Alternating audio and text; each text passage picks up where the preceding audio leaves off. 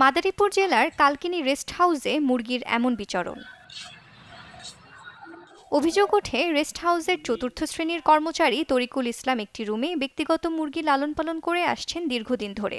সেই মুরগি কখনো রান্না করে খাওয়ান ঊর্ধ্বতন কর্মকর্তাদের, কখনো মুরগি বিক্রি করে নেন মুনাফা। বছর শেষের খুশি নগদে হবে বেশি। নগদ পেমেন্টে নির্দিষ্ট ক্যাটাগরির কেনাকাটায় ৩০০ টাকা পর্যন্ত ক্যাশব্যাক।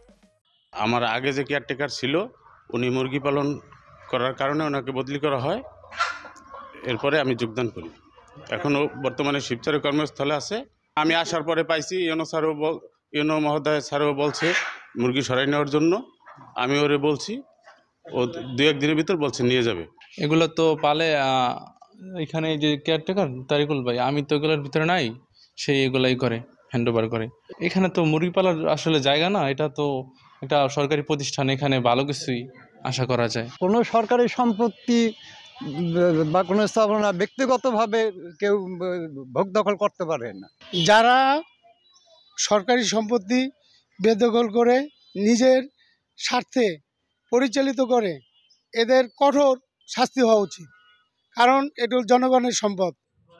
সরকারি জায়গায় ব্যক্তিগত কাজে ব্যবহার করা নিয়ে অস্বীকার করলেন তরিকুল ইসলাম।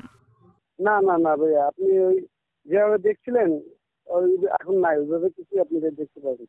আপনারা আসার কিছুদিন আগেই ছিল, আমাকে একদিন দিয়েছিল পালার জন্য, 17 বছর পালছিলাম, তারপরে তো সবাই নাই।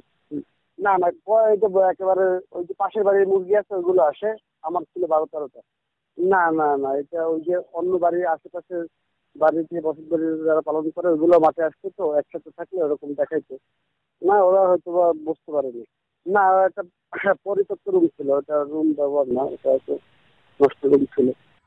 বিষয়টি সরেজমিনে গিয়ে তদন্ত করে ব্যবস্থা নেওয়ার আশ্বাস দেন জেলা পরিষদের প্রধান নির্বাহী কর্মকর্তা। কর্মচারীদেরকে রাখাই হয়েছে সরকারি যে সম্পত্তি আছে এটাকে সুষ্ঠু রক্ষণাবেক্ষণ করার জন্য এবং জনগণকে সেবা দেওয়ার জন্য।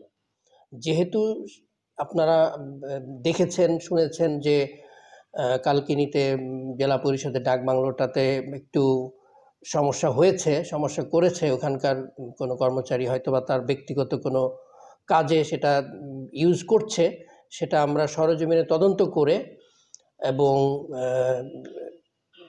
অন দ্য স্পট দেখে আমরা যথাযথ ব্যবস্থা নেব, এইটুকু আশ্বাস আপনাদেরকে দিতে পারি। তবে এটা কখনোই আইনগত সিদ্ধ নয় যে সরকারি কোনো সম্পত্তি কোনো সরকারি কর্মচারী তার ব্যক্তিগত কাজে ব্যবহার করবে, এটার কোনো সুযোগ নেই।